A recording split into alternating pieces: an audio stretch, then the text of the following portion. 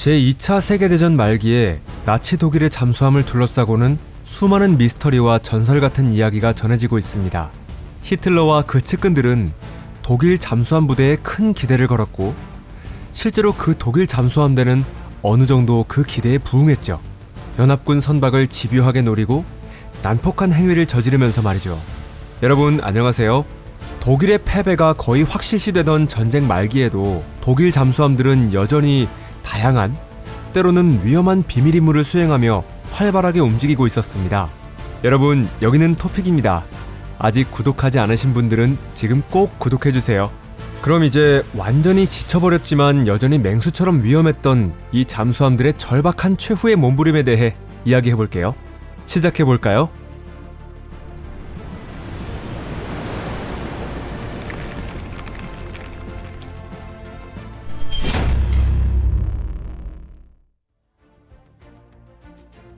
지브롤터가 아니라 미국?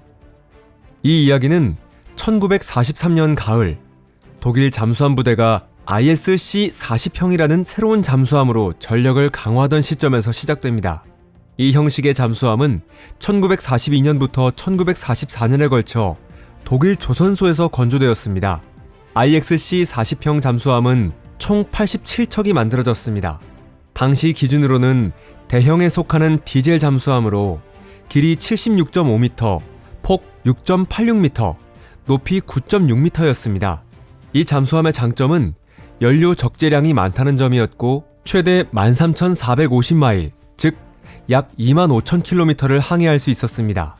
이 넓은 작전 반경이야말로 U-보트의 운명을 결정짓는 핵심 요소였는데요. U-869는 첫 항해이자 나중에 밝혀지듯 단 한 번뿐인 마지막 항해를 위해 1944년 12월 8일 노르웨이의 크리스티안 산을 출항했습니다. 그 후 유보트가 어떤 항로를 따라갔는지를 두고는 군사 사학자들 사이에서 근본적으로 의견이 갈립니다. 한쪽 주장에 따르면 이 잠수함의 최초 임무는 지브롤터 해협 주변의 해역의 정찰이었습니다. 반면 다른 주장에 따르면 항해 시작 3주 후 독일 잠수함 사령부가 뉴저지 인근의 미국 해역 정찰 명령을 유보트 함장 헬무트 노이엔부르크 소령에게 내렸다는 것이죠. 이른바 미국 해역 정찰 명령설은 1990년대에 들어서 제기된 것으로 보입니다. 물론 처음 목적지는 지브롤터였지만 그 후 독일군 사령부가 뉴저지로 목표를 바꿨을 가능성도 있어요. 제3제국이 몰락 직전이던 그 수개월 동안 독일군 사령부의 조직은 완전히 혼란에 빠져 있었고 말도 안 되는 명령들이 오가고 있었습니다.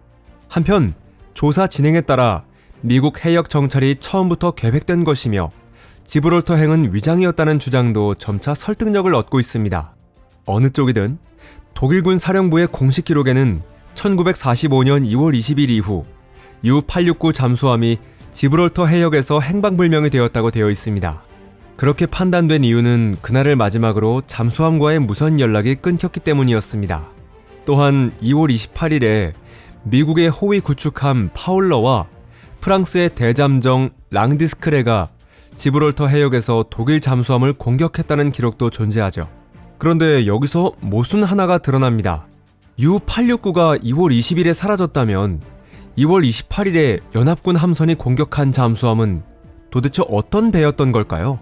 더군다나 미군과 프랑스 해군의 기록에는 어느 잠수함을 격침했는지조차 명시되어 있지 않아 유보트가 실제로 격침된 것인지조차 의문이 제기됩니다.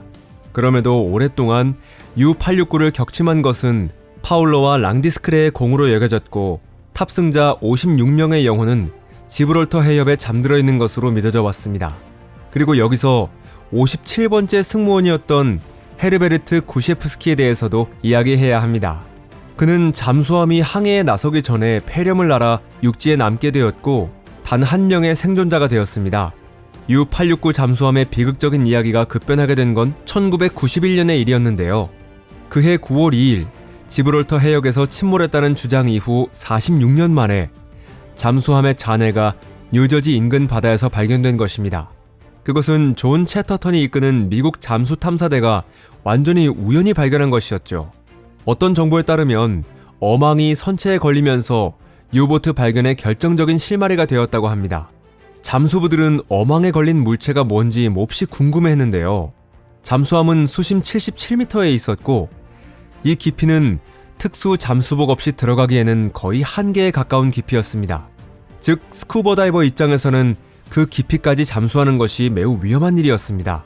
실제로 그 수심에 있는 유보트를 조사하다 사망한 잠수부가 3명 있다는 기록이 위키백과에도 실려 있고요. 게다가 독일군 소속으로 보이는 잠수함이 발견되었다는 소식에 대해 미국 당국은 회의적인 반응을 보이며 조사를 더욱 어렵게 만들었습니다. U-869가 거기 있을 리 없다는 것이 그들의 공식 입장이었습니다. 주목할 만한 사실은 1941년 당시 미국은 나치 독일이 미국 본토를 대상으로 전투 준비를 하고 있다는 것을 이미 파악하고 있었다는 점입니다. 1941년 12월 여러 대의 독일 잠수함이 비밀리에 대서양을 넘어 미국을 향해 진입했고 미 해군은 언제든지 공격할 수 있는 상태에 있었습니다.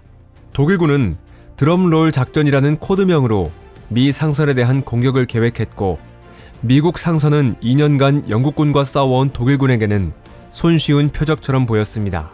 실제로 나치 독일의 U-552 잠수함은 전 함장 에리히 토프의 회고에 따르면 1942년 1월 13일부터 일주일 동안 미국 동해안에서 무려 10척의 선박을 격침시켰습니다. 미국 정부의 공식적인 지원이 전혀 없는 상황에서도 존 채터턴, 존 유르가, 리치 콜러라는 열정적인 3명의 다이버들은 약 2년에 걸쳐 수많은 유물을 꾸준히 인양했고 이를 통해 이 잠수함이 제3제국에 속한 것이 틀림없다는 확신을 심어주었습니다. 다이버들이 처음 인양한 유물은 독수리 문장과 하켄크로이츠 그리고 1942라는 건조 연도가 새겨진 선체였습니다. 이 외에도 1944년 4월 15일 제작된 산소통, 주인의 성이 새겨진 나이프, 슈노켈 마스트에 사용된 알루미늄 판 등 귀중한 유물들이 추가로 발견되었습니다. 알루미늄 판에는 독일 데시마그 조선회사 이름과 잠수함 형식 IXC가 새겨져 있었습니다. 존 채터턴은 고문서를 조사하다가 전사자 명단 속에서 호렌부르크라는 성을 발견했고 그것이 나이프에 새겨진 이름과 일치한다는 걸 알게 됩니다. 이 나이프의 주인은 거의 확실하게 마르틴 호렌부르크라는 이름의 잠수함 정비병이었던 것으로 보입니다. 이 모든 정보를 종합해 다이버들은 자신들이 발견한 이 잠수함이 1945년에 침몰한 독일 U-869임을 확신하게 되었습니다. 그들 사이에는 더 이상 의심이 없었지만 미국 당국의 공식 입장은 달랐습니다. 그래서 이 지치지 않는 다이버들은 잠수함에서 계속 새로운 유물을 끌어올리기 시작했습니다. 그리고 잠수함 발견 이후 6년이 지난 1997년 8월 31일 마침내 마지막 남은 의심까지도 완전히 해소하는 데 성공하게 됩니다.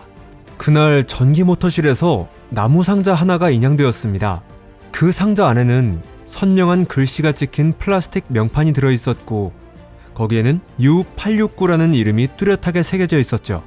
현재까지 U-869 잠수함의 항로에 대한 자세한 정보는 울트라로 알려진 기밀 정보 시스템 덕분에 밝혀지고 있습니다. 울트라란 제2차 세계대전 당시 연합군이 나치 독일의 지휘 통신을 도청하고 해독하는 데 성공한 첩보 시스템의 이름이죠. 그 데이터에 따르면 훗날 히틀러의 후계자가 되는 독일 해군 사령관 카를 드니츠는 처음에는 연합군 선박을 격침하기 위해 미국 해안으로 향하라고 U-869의 함장에게 명령했습니다. 12월 29일자 무선 명령에는 필라델피아 인근 해역에서 작전을 수행하라는 지시가 포함되어 있었어요. 노이엔브루크 소령은 그 명령을 따랐고 1945년 1월 6일 유보트가 그린란드 남동쪽에 있다는 무선 연락을 보내왔습니다. 하지만 드니츠는 그보다 앞서 생각을 바꾸고 미국이 아닌 지브롤터로 항로를 변경하라는 명령을 내렸던 것입니다. 독일이 연합군의 도청을 의심해 역정보를 퍼뜨리려 했던 것인지 아니면 마지막 명령이 잠수함에 도달하지 못한 것인지 어떤 이유였든 간에 유보트는 계속해서 미국 해안을 향해 항해를 이어갔습니다. 당시 연합군 함대는 지브롤터에서 U-869를 기다리고 있었고 2월 22일에는 독일 잠수함 U-300을 격침시켰으며 2월 28일에는 정체불명의 잠수함을 모로코 근해에서 침몰시켰다고 보고했습니다. 이후 연합군도 독일 해군도 그 침몰한 잠수함이 U-869였다고 단정하게 됩니다. U-869 침몰의 원인은? 그 후 U-869에 무슨 일이 일어났는지에 대해서는 여전히 정확히 밝혀진 바가 없습니다. 유력한 선로는 잘못 발사된 어뢰가 원형 궤도를 그리며 다시 되돌아와 폭발했고 그 결과 잠수함이 침몰했다는 주장이죠. 하지만 동시에 유보트의 선체에는 적군의 폭뢰 공격 흔적도 남아 있었습니다. 유보트를 발견한 다이버들은 애초부터 이 잠수함이 스스로 쏜 어뢰에 의해 침몰했을 것이라고 확신하고 있었습니다. 그렇게 확신한 근거는 바로 중앙지휘실 주변 선체의 파손 상태였습니다. 미국의 역사학자 클레이 블레어는 히틀러의 잠수함전 1942에서 1945라는 저서에서 발사관에서 실수로 발사된 어뢰가 원형을 그리며 다시 발사 지점으로 돌아온 유사 사례들을 몇 가지 소개하고 있었는데요. 그런데 미국 해안경비대의 공식 입장은 이와 다릅니다. 그들에 따르면 U-869는 1945년 2월 11일 호위 구축함 하워드 D. 크로우와 코이너가 가한 폭뢰 공격으로 침몰했다고 하죠. 실제로 잠수함의 선체에는 폭뢰에 의한 파괴된 흔적으로 보이는 수많은 상처들이 남아 있었습니다. 하지만 이상한 점은 만약 폭뢰로 먼저 타격을 받았다면 과연 유보트가 그 후에 어뢰를 발사할 수 있었느냐는 겁니다. 아니면 그 반대로 스스로의 어뢰에 의해 침몰한 후 바닷속에 가라앉은 유보트를 향해 나중에 폭뢰가 도달했던 걸까요? U-869의 비밀 임무는? 유보트에 얽힌 진짜 수수께끼는 결국 끝내 풀리지 않았습니다. 어쩌면 이 잠수함의 진짜 임무는 특수요원이나 파괴 공작원을 미국 본토에 침투시키는 것이었을지도 모릅니다. 내부에서 발견된 영어로 쓰인 문서 한 장은 적어도 그런 가능성을 암시하고 있었습니다. 승무원 수에 대해서도 이상한 점이 있습니다. 이 형식의 잠수함에는 원래 장교 4명과 수병 44명, 총 48명이 탑승하는 것이 정원이지만 U-869에는 56명이 타고 있었죠. 그렇다면 추가된 8명은 누구였고 어떤 임무를 띠고 함께 승선했던 걸까요? 아마도 그 답을 우리가 알 수 있는 날은 영영 오지 않을지도 모릅니다. 그래도 제2차 세계대전 중 흔적도 없이 사라진 다른 불운한 나치 독일의 유보트들에 비하면 침몰한 U-869는 그나마 나은 편이었습니다. 최후의 위치가 밝혀졌고 90년대 말까지 생존해 있던 유가족이나 지인들은 전사자들이 어디서 생을 마감했는지 알 수 있었기 때문이죠. 여러 자료에 따르면 제2차 세계대전 중에 침몰한 제3국의 잠수함은 약 1000척에 달합니다.